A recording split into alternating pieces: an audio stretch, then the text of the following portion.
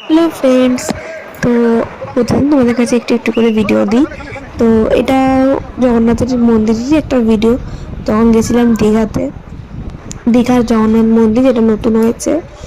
তো আমাদের ভাগ্যটা কত ভালো, এখন শুনছি যে বন্ধ করে দিয়েছে, আবার সেই রথে খুলবে। আবার রথে খুলবে, তা আমরা যখন গেছিলাম তার এক সপ্তাহ পরেই বন্ধ করে দিয়েছিল। ভাগ্যিস গেছিলাম, নাহলে আমরা দেখতে পেতাম না। তো আর জানো তো ওখানে খালি পায়ে যেতে হয়, মানে খালি পায়ে মন্দিরে ঢুকতে হবে। অবশ্যই খালি পায়ে ঢুকতে তো হবেই। আর প্রচণ্ড গরম, নিচটা মানে খুব গরম তা না, কিন্তু ভালোই গরম। তো অনেক ফটো তুলেছিলাম, অনেক মজাও করেছি, আনন্দ করেছি। আর তোমাদের জন্য ভিডিও করেছি, যে তোমরাও দেখতে পারবে। তা ঢুকে গেছিলাম ভেতরে আর ভিডিও করছিলাম। আর এই যে ও ফোন দিয়ে ভিডিও করছে, আমি তো তোমাদের জন্য ভিডিও করছি। আর এই যে জগন্নাথ মন্দিরের ভেতরটা এটা। আর এখনো ঢুকতে হবে, ঢুকে তারপরে ঠাকুরটা দেখতে পারবো আমরা।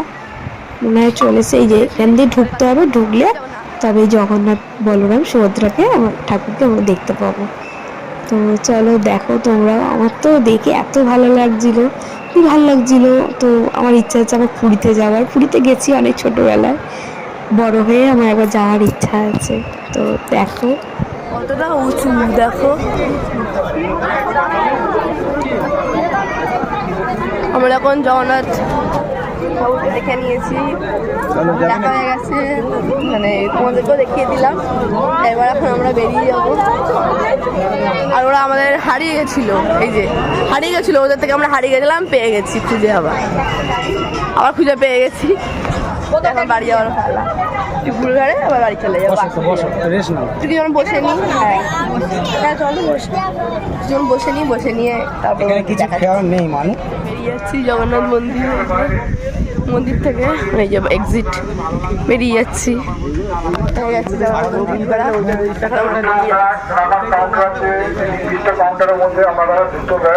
চলো চলো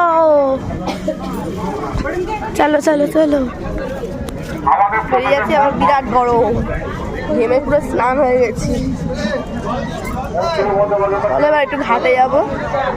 বাবা কি গরম, চলো চলো।